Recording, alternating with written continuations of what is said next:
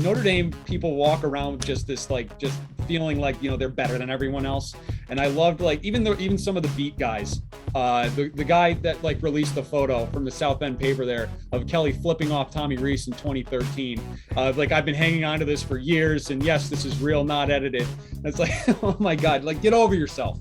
All right. Yeah, he's waiting in the corner like Patrick Starr at the top of his rock, just waiting to drop that down there. Hey, what's going on, everybody? Welcome into Monkey Knife Fights College Football Show. I'm Dan Watkins. Joining me, as always, is John McKechnie of Rotowire.com. John, I feel like it's been 3 years since we last talked. So much has happened in the world of college football. I mean, we've talked about Chaos Month, and it boiled down to 60 hours of chaos. Where do you want to start this week? I mean, we there's so many places we could go from. I know it's a bit out of our usual realm, but the coaching carousel, just unbelievable. We knew that there were some big jobs open, but we didn't see some of these things coming. The Lincoln Riley to USC. I think we probably both thought that USC would be kind of left holding the bag at the end of this and kind of end up having the least impressive of the coaching hires. They get the most impressive one. I'd like to know from your perspective, because I have some Notre Dame fan friends, and they are big Brian Kelly haters. So they're pretty they don't really even care about the rest of the season just because Kelly's gone now. So where are you with that one? So it was a very interesting one. And it caught me completely off guard because Notre Dame, not all that much needs to happen this weekend for Notre Dame to get into the playoff. Literally two things need to happen. I've been a Brian Kelly hater for the last 7 or 8 years, but this season he really he grew on me. Something about this year, the way he coached this team and handled this season, I was like, okay, I get it now. And then he just completely spurns Notre Dame and leaves the same way he left at Cincinnati, the same way he left at Central Michigan. I mean, this is just who he is, to just be yep, okay, peace, I'm out. He literally did an Irish goodbye to the Irish and just left. The supposed 11-minute meetings. I mean, I know Barstool Sports somehow got the video. It was 4 minutes and 16 seconds was how long he talked yesterday or Tuesday morning, Wednesday morning, whatever it was, when he met with the team. And then I really did though how he thought all the assistants were going to go with him, and turns out all of them were nah, screw you. Marcus Freeman, I love. Is going to be the new head coach at Notre Dame. I think that's a great move. And then Tommy Rees is staying at offensive coordinator. The strength coach is staying too. Everybody's staying. I think that's really good for the Irish going forward here to get a young coach like Marcus Freeman, defensive minded as well. But it's just, the whole thing has been insane. And then just, Notre Dame people, this just just how Notre Dame people walk around with just this, just feeling they're better than everyone else. And I loved even some of the beat guys. The guy that released the photo from the South Bend paper there of Kelly flipping off Tommy Rees in 2013. I've been hanging on to this for years, and yes, this is real, not edited. And it's oh my God, get over yourself. All right. Yeah, he's waiting in the corner like Patrick Starr at the top of his rock, just waiting to drop that down there. Yeah, and all I got to. And nobody's surprised by that too, because as someone that watched every single game Tommy Rees played for 3 years, I flipped off the TV many times as well. So it just happened. So I'm sure that, the thoughts of a head coach going into his quarterback as well in some of those games. But yeah, it doesn't really bother me. I think Notre Dame's in a good spot. I'm curious to see though, how the committee's going to react, because they said that, a changing coaching staff would play into a factor here if somehow a couple things happen this weekend. Right. So I think it's huge that Freeman is there. I think the committee thinks highly of what he's done with Notre Dame's defense, and obviously had Cincinnati's defense and Cincinnati in general in contention for the playoff last year. So I can't imagine that they'll ding them too hard. I think if there was that mass exodus among that coaching staff, if Tommy Rees left, if Freeman left, then it'd be probably a different story, because you just really wouldn't know what Notre Dame has left for the remainder of the season.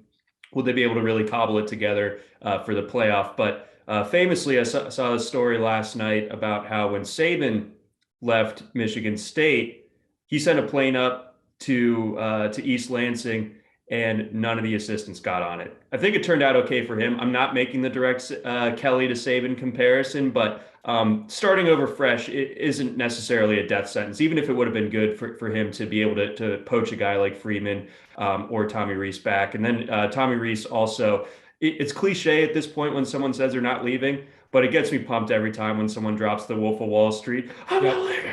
Yeah, it gets me every time. Like it always works. It's good. Yeah. Fantastic stuff. And then, I mean, we all knew Brian Kelly's a gigantic a-hole. And then did you see the story that leaked out about when Robert Saleh and Matt LaFleur were assistants for him, I think at Central Michigan, and Kelly invited them up to an end of the year party, Michigan weather, December or whatever. They think they're going up there to have drinks, and Kelly just made them shovel all night. Like, what an absolute dickhead.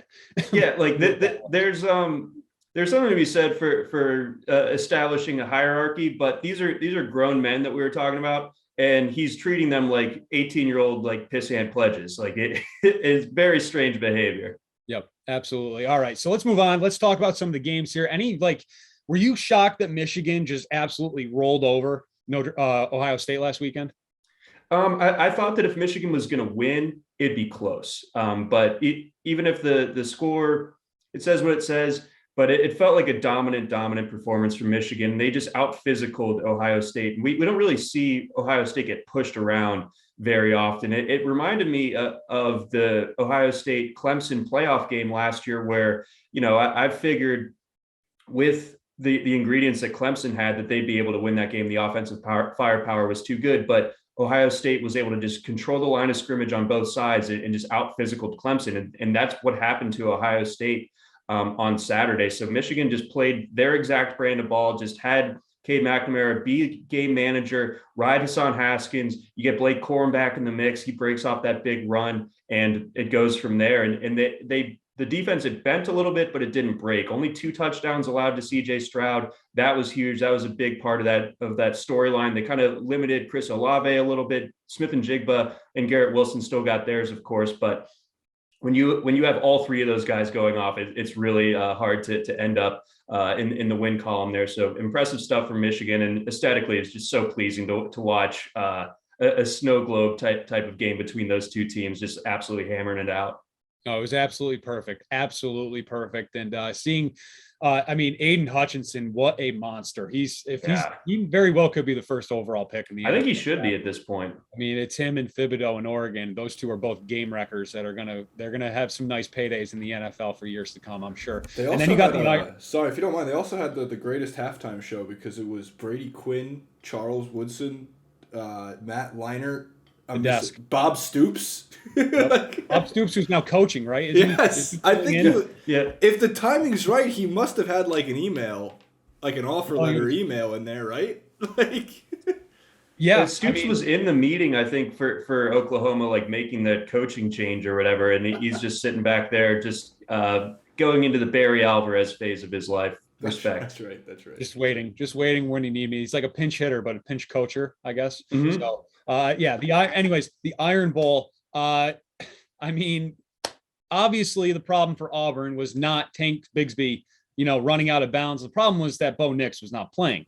As we've said on this show many times, if Bo was there, they would have pulled that out. But props to TJ Finley, though, playing on one leg basically that entire game, and they almost gutted it out. But you let Alabama hang around too long, and look what happened.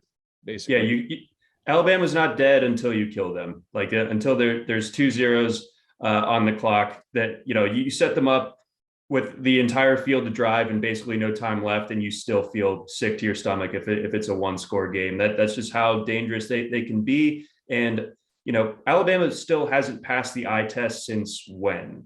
Ole Miss, like in late September. Is that really the last time that they beat a quality team and looked good doing it? I mean, Arkansas was a struggle. This game, obviously a struggle, and they were big favorites in that one.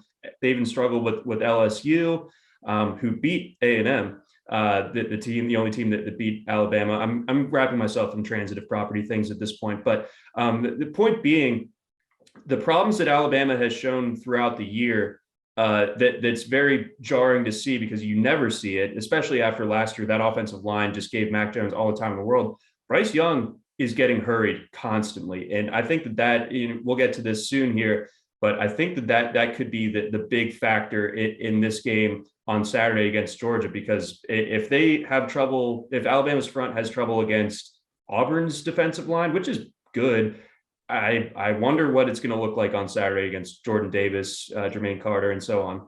I can sense the hype building for you, John. I can feel you just building yourself up for Saturday, and I love it. I absolutely love it. I'm pulling for you, and for you only. I'm hoping for those Georgia Bulldogs to just stomp Alabama on Saturday. And you know what? Let's just get right into it, because this is the game we've been waiting for since the middle of September. Pretty much since we knew that Georgia was legit and Alabama was going to still be Alabama for the most part, outside of that one hiccup at Texas A&M. So let's build us a nice 5x5 on this one.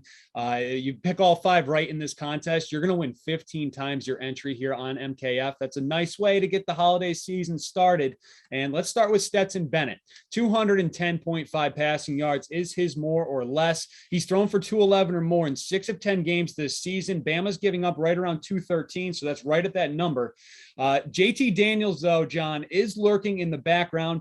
Maybe I'm a little crazy, but I've had this vision now since JT Daniels got healthy a couple of weeks ago that Stetson Bennett's going to struggle in the first half of this game, and Georgia's going to get their revenge for the national championship game a couple years ago, and that JT Daniels is going to come off the bench at halftime and lead the Bulldogs to victory. Maybe I'm just a little crazy. Maybe, I mean, what do you think?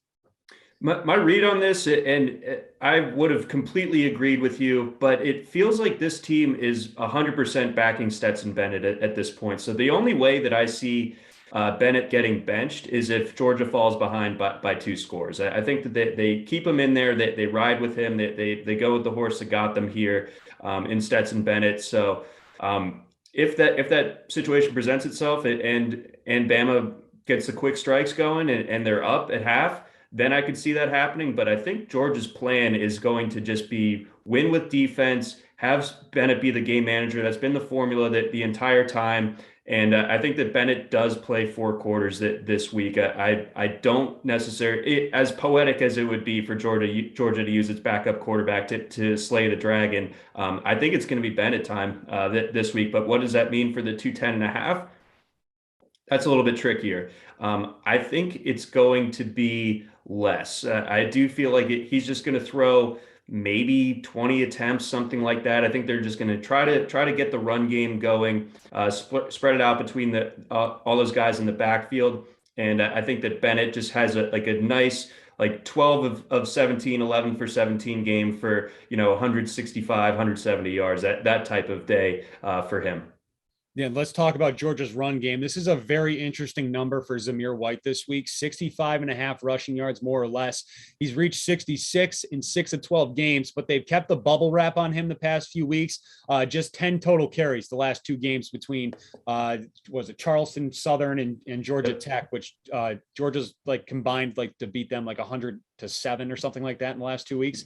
So they didn't really need White. Bama's got that fourth ranked run defense, 80 yards per game they're giving up. They just held Tanks Bigsby last week to 63 yards on 29 carries. So that front 7 for Bama is still really, really, really good and what we're used to seeing out of them. White, though, has reached 16 or more yards in every single game. He's had at least 13 carries this season. So I guess the question is, are they going to give him 13 touches?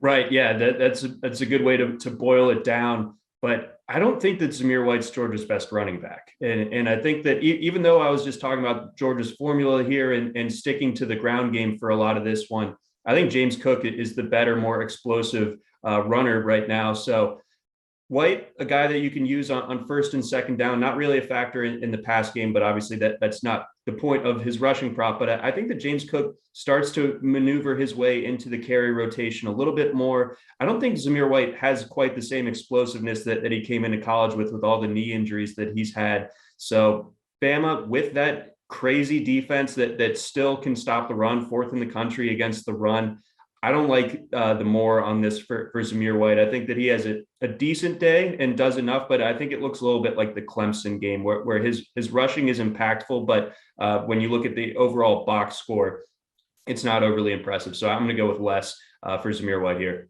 Wow, look at that. Less and less from our Bulldog, talking about the two Bulldogs in this contest here. And then you got Bryce Young on the other side. 268.5 is his more or less. He's reached 269 passing yards or more in 9 of 12 games this season, but he hasn't gone up a defense anywhere near as good as Georgia's, which is the number 2 defense in the country against the pass, allowing just 159 yards per game through the air. Most passing yards allowed this season by Georgia, 244 to Tennessee's Hendon Hooker. Only one other quarterback to reach 200 passing yards against the Bulldogs this season. And you know who it is, our guy, Bo Nix. So, John, can Bryce Young get to 269 this week? I think he absolutely can. I think that this game sets up for Bama's really only chance to win this one is Bryce Young having a big day. And I think that he does have what it takes. Where, last week, I think it was a big factor that Jameson Williams picked up that targeting call in the first half. That obviously changed the rotation as far as the targets are concerned. Young obviously struggled. Like there's no way around that, but he still got to the overall box score number that we were looking for. So this time around, I think that he's just going to be dropping back so much. I think Alabama, weird enough to say, they're going to have to just quit on the run like right away. Like Brian Robinson is banged up. Trey Sanders is not very good, in my opinion. This is going to be the Bryce Young show. And while Bryce Young hasn't seen a defense quite like Georgia's, Georgia hasn't seen a quarterback like Bryce Young. Look at that. Love it. Let's move on. Let's talk about one of Bryce Young's targets. And that'd be Jameson Williams, 91.5 receiving yards, for Williams this week. That number just felt so high to me. But the way you're talking about Bryce Young and how they're going to have to throw the football, Williams very well could get there because he could have like 3 catches and get to this number. He's reached 92 or more in 6 of 12 games. Georgia's only allowed 2 receivers this year, though, to reach 90 yards against them. That was Cedric Tillman from Tennessee, who had a monster day, 10 catches, 200 yards, and 2 touchdowns. And then Joseph Nagata from Clemson way back in week 1 had 110 yards against them. So if you like Bryce Young to go over that 269.5 number, do you have to go with Williams as well to get more on his? I think you do. Jameson Williams, like you said, such a huge big play threat and has over 20% of the target share in the Alabama offense. So I think this sets up for a decently high volume game for him, like pushing for 8, 9, maybe even 10 targets. And that even if only 50% of them land, he's just such a big play threat to where I think that this number hits. I mean, he can really score from anywhere on the field. Georgia, they have speed in the secondary, and they've got great cornerbacks. Darian Kendrick, I imagine, is going to be pulling that matchup for a lot of this one. But Williams just kind of has that game-breaking speed to where, he can get this on just a handful of catches. So I'm going to go with the more here. Do you think he has a better day than Mechie? Absolutely. I think Mechie is a very good player, but I think the expectations on him coming into the season where it's like, oh, he's next man up after Devontae Smith or Jerry Jeudy, Henry Ruggs, Jalen Waddle, that type of thing. I think it was a little bit overblown. Mechie's a very, very good player, but he's not quite like those other guys. I don't anticipate Mechie having as big of a game this week as Jameson Williams. Williams is that wide receiver 1, in my opinion, for Bama. So I'm going to take the less on Mechie. Okay. All right. And then let's move on. Let's talk about that Alabama running game quick. You said you're not expecting a big day from the Crimson Tide running backs, and MKF kind of isn't either. 69.5 rushing yards for Brian Robinson. He's reached 70 yards, though, in 9 of 12 games this season, but this is the Georgia defense, number 3 in the nation against the run, allowing just 79 yards per game on the ground. Not a single player this year individually has run for 70 yards against Georgia. Damian Pierce for Florida ran for 69. That's the highest. So is Brian Robinson going to have the best day against the Georgia defense this season? This is a slam dunk to me on the less. I'm not a big believer in that Alabama offensive front, giving him a lot of cushion yards before contact. I think Georgia's linebackers are ready to take him down the second that he crosses that line of scrimmage. I think he's going to get stopped in the backfield a lot. I think he's also banged up. I think that's a huge factor. Did not look 100% last week during the Auburn game. Looked like he pulled his hamstring, something like that. Been dealing with stuff throughout the week. So that combined with how I'm expecting this game script to go, I think that this is a less for Robinson this week. And not to put the cart before the horse, but this is the John McKechnie lock of the century of the week. Lock of the century. Oh, there it is. There it is. Love it. Absolutely love it. All right, let's move on. Actually, no, first, let's go back. John, final score prediction. We're going to go Georgia 27, Alabama 17. So Georgia covers. I like it. I love it. Covers. All right. Our friends at Bally Bet can take that from us here at MKF. So Georgia 27, the Alabama Crimson Tide 17. All right. I like a little higher scoring. I'm going Georgia 38, Alabama 34. I think this one's going to be a little wilder than we're expecting. Okay. I don't know if all right, I'm going to have to borrow a line from John Rothstein. I'm going to have to get my nitroglycerin pills for that one if it's that high scoring. I can't handle that. Very good. Very good. All right, let's move on. Let's talk about the Big Ten championship game. An 8:00 kickoff on Fox. Cade McNamara leading the Michigan Wolverines into this one against the Iowa Hawkeyes. Cade's number this week on MKF is 193.5. He's reached 194 or more through the air in just 5 of 12 games this season. Iowa does have a sneaky good pass defense, giving up about 209 yards per game. And John, I look at this number and I'm kind of wondering, is this a little too much respect for Michigan's passing game?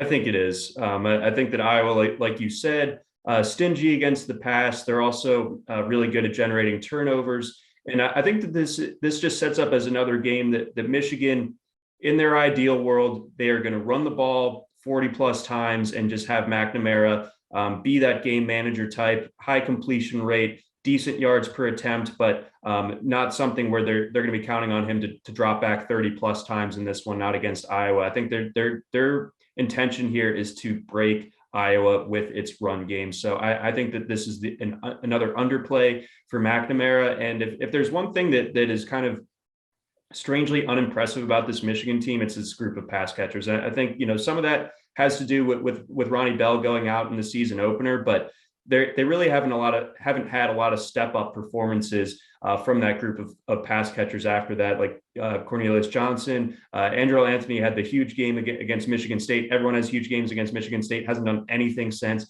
I just don't really think that this sets up particularly well for the more when it comes to McNamara. Yeah, I don't either. I like the less there as well. And then you got Iowa's quarterback situation, which has just been kind of topsy-turvy the last month between Spencer Petrus's injury. Both guys apparently had the flu last week, him and Padilla. But Petrus is the guy here on MKF, 135.5, more or less passing yards. He's reached 136 or more in 6 of 10 games. But as I mentioned, they're kind of rolling with that 2 quarterback system the past month or so. Petrus came out at halftime against Nebraska, and Michigan's allowing less than 200 yards a game through the air. They have a very good passing defense. I just don't think Petrus is going to see enough game time to get to that number. How do you feel? Yeah, I think that's the right read. I think that Petrus clearly has a short leash. If Michigan gets up here the way that Nebraska got up last week, they're probably going to make that switch at quarterback. But unlike last week against Nebraska, Michigan is not completely allergic to winning. So I think that they'll be able to sustain that lead throughout, no matter what Iowa does at quarterback. So that, yeah, I don't think this sets up particularly well for Petrus. I'll take the less there. And it wouldn't be Big Ten football without some great running backs. And we do have 2 great running back rushing props here in this one. Hassan Haskins, 105.5 after a monster day against Ohio State. He's reached 106 yards now in 6 of 12 games this season, and he's just been on a tear lately. He's been over 150 yards in 3 of the last 4 games. Just running the ball. He has the hot hand right now, and they're going to keep feeding him. Iowa, though, is ranked 14th against the run. They're allowing exactly 106 yards per game. So Haskins would have to have pretty much the best day against Iowa this season. Can he do that? I believe he can. I think that the way that Michigan has turned to him down the stretch to be the main engine of that offense is really encouraging for his projection going into this weekend. I think the only potential drawback here would be Blake Corum getting a little bit more involved. He was out with a foot injury that he suffered against Indiana earlier in November. Obviously, again, comes back against Ohio State, does well with the carries that he gets. So you figure he's going to get maybe he pushes for 10 to 12 carries this week, but still, I think that leaves room for Haskins to push for 25 plus. And I don't think that Iowa is holding him to under 4.5 yards per carry. I think Haskins gets fed. I think that, again, Michigan is endeavoring to just break Iowa with its run game. And I think that that's what happens here. And I think Haskins pushes over that number here. So I will take the more on 105, even if it's a bit elevated. And then you have Tyler Goodson on the other side. 107.5 rushing yards is his prop this week. He's reached 108 or more in 5 of 12 games, but in 3 of the last 4, he's run for at least 130 yards. Michigan has a very good run defense. As we know, they rank 22nd in the country against the run, allowing 123 yards per game. My concern here with this number, I do like it, but I'm worried about game flow here. Is Iowa going to be able to keep running the ball against Michigan? I don't think so. Even if they really want to do everything in their power to avoid abandoning the run, they're going to have to eventually. And I think that this is a game where Michigan forces like 3 and outs on Iowa's first couple of drives, and then they score in their own right on the first couple of drives, and this gets really, really hairy for Iowa from there. So I don't think that Goodson is going to be fed quite enough to hit this number. And even if he does get what his normal carry count is this season, I think Michigan slows him down. I think we see one of the worst, if not the worst, performances from Tyler Goodson all season on Saturday. So it sounds like you're all in on blue here. What's your score prediction? I think that this one is Michigan 31 and Iowa 14. Wow. All right. I'm going to go with the garbage time touchdown at the end to make it pseudo respectable. All right. Yeah. I just feel like it would be so Harbaugh to pull this entire season off and then lose this weekend. It would just be so Jim Harbaugh to do that. But I think they're going to survive because I just don't think Iowa's going to be able to throw the ball at all to keep up in this game. So I'm going to go Michigan 27, Iowa 17. That's my prediction here for this one. Anyways, there are 4 other top 25 matchups this weekend, just a loaded slate for Championship Sunday. So let's have a little speed round, John. It's the fastest 2 minutes in college football content on the internet. When you are ready, we will begin. Fire up. All right, let's start with Oklahoma State's quarterback Spencer Sanders taking on Baylor, 207.5 passing yards, more or less. I'll take the more there. That's just too low of a number. I don't think that Oklahoma State's run game is functioning super well right now. A little bit more pressure on Sanders to throw the ball this week. I think that he gets the more there. Speaking of Okie State's run game, our guy, Jalen Warren, 83.5 rushing yards, more or less. Less. Something up with them, and Baylor's defense knows that they need to stop him if they have any chance in this one. How about Baylor's running back, Abram Smith, 102.5 rushing yards, more or less? He did have success earlier this season against Oklahoma State. I don't think he has that same success here, especially if Gary Bohannon can't threaten with his own rushing ability. He was obviously out last week. This doesn't set up well for Smith. I'll take the less. All right, let's move on. Give some respect to Cincinnati. They're taking on Houston this week in their conference's championship game. Desmond Ridder, 259.5 passing yards against Houston, more or less. He is so tricky to figure out on a week-to-week basis, but I'll lean with the more. This is Cincinnati's last chance. I know it's always risky to be like, they need to do it here, right? So they're going to, but I think that Ridder carries them to the ACC title, puts them in position for a playoff spot, and I think with that 260 plus yards for him through the air. The Cougars will counter with Clayton Tune, 255.5 passing yards, more or less.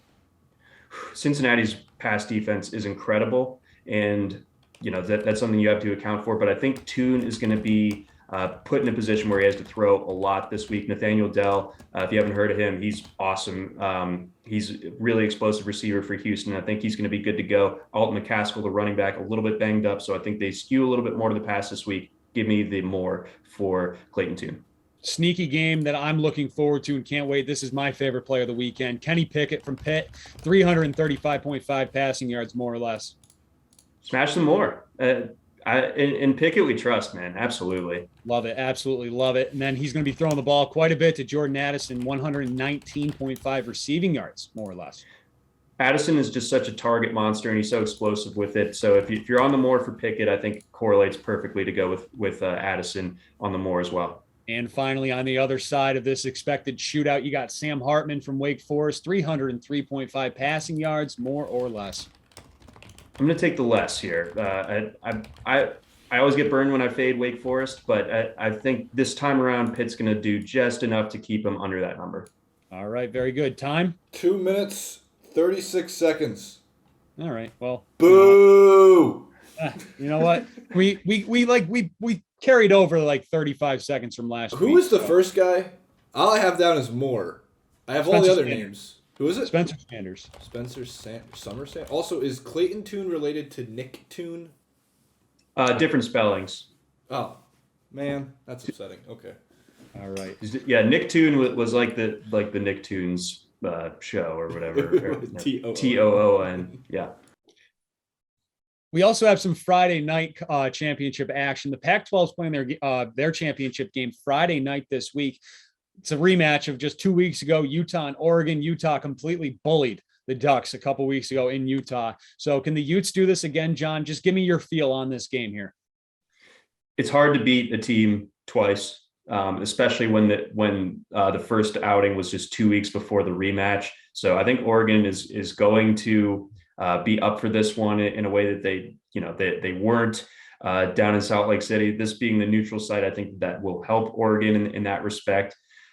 It's just like these two quarterbacks have been so difficult to rely on with their passing, because I think Utah, usually they just kind of get their run game going with Tavion Thomas, as we saw in that Oregon game, and just kind of rides that and don't ask a ton of Cam Rising through the air, but he's effective when he does drop back. So I will take the more on Rising in this one, but Anthony Brown, I can't get a good read on him, and I just have a hard time trusting him. Even if this is his second shot at this Utah defense, I think that if Oregon wins this one, it's more about Travis Dye than Anthony Brown. So I'll take the less on Anthony Brown here.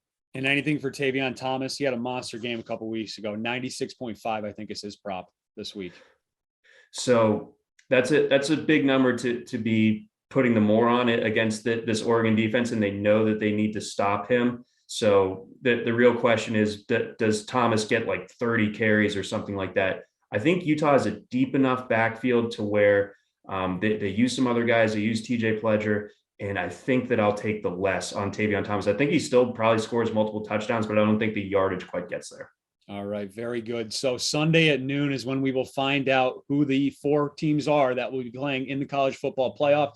John, what is your playoff looking like? I think it's going to be Georgia 1. I think it's going to be Michigan 2. I think it's going to be Oklahoma State 3 and Cincinnati 4. All right. I agree with the 4 teams. I'm just going to flip-flop Okie State and Cincinnati. I think Cincinnati's going to bump up to that 3 spot, and they'll be playing Michigan, and then it'll be Oregon or Oklahoma State versus Georgia in that other playoff game. So it's going to be a lot of fun. Do you think that Bama gets in with the second loss? Is there any way that happens? Yes. No. Yes. No. I don't think there is. If it's a 1-score loss, 100% they are the fourth team in. If Bama gets in with a second loss, they haven't earned the whole eye test respect this year. That they like in previous years, I would be like, yeah, sure. But the constant struggles throughout the year. This isn't as impressive of an Alabama team, and it kind of feels like Nick Saban also agrees with that. I mean, he got real short with some reporters going into the Iron Bowl. Also seemed really happy after the Florida game, just being able to escape with the win. So he seems to be a little bit maybe bracing the fan base for something bad happening. Unless Baylor pulls off the upset and beats Okie State, and Alabama hangs in there close, but I expect Oklahoma State to win and get in to this playoff here. And then as far as the expansion thing goes, they tabled it to January 10th, their discussion, which I really love. All the reporters on Wednesday were like, well, the least likely thing here is that they're going to table this discussion to January 10th. And of course, that's what happens, because as greedy as these guys are, the 12 of them there on that committee, they just can't seem to agree on all the fine details here. So we'll find out, I guess, next month whether or not the college football playoff is going to expand, which I think it should. So commissioners, they're just like us. Who doesn't love kicking the can down the road at the end of a meeting? Yeah, especially during the holidays. Yeah. We'll catch you in January. We do have our Google Doc recap, just so everyone has it. We're going to share it on the social feeds. John, you are Mustachio, by the way, in case you were wondering. Love it. And I think the big things to highlight here is the Brian Robinson is the quantum lock, and Dan is very angry at the John Mechie. I mean, I don't know how we have him every single week, but now he's got 90 catches, over 1,000 yards. He's top 10 in every category receiving in the country, but we don't have him on there right now. I just think that's a little There's crazy. also actually no running backs featured in the Michigan-Iowa contest at the moment, which felt odd. But you can play Cornelius Johnson, which is a top 6 name in the college roster this year. Well, we gave you our picks there for the running backs. If they pop up by 8:00 Saturday night. They will. They'll be there. Still a long time to go. So anyways, all right. I think that's going to do it for us this week. Thank you very much, everybody, for watching all season long. We will be back for a bowl bonanza spectacular at some point. I'm sure John will be live tweeting Army Navy next weekend. You can follow along for that. That is always just such a fun time. But anyways, thanks, John. This has been fun. I know we got at least 1 or 2 more before this is all over. But in case I don't talk to you before then, happy holidays. This has been a blast this year. Likewise, sir. This is something I look forward to every single Thursday, every single week. Always a good time talking some college ball with you, man. All right. Very good, guys. Thank you very much. Subscribe to that Monkey Knife Fight channel. We are growing, and we got some great contests here coming up as the holidays go on there. So anyways, thank you for watching and enjoy Championship Saturday.